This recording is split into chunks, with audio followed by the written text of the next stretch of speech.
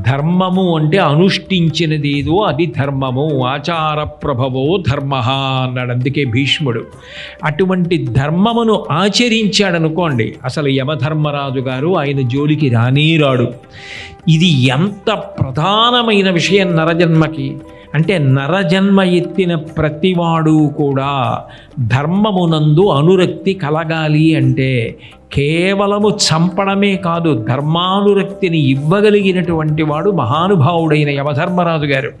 అటువంటి మహానుభావుడు ఈ క్షేత్రమునందు విరాజమానుడై ఉన్నాడు.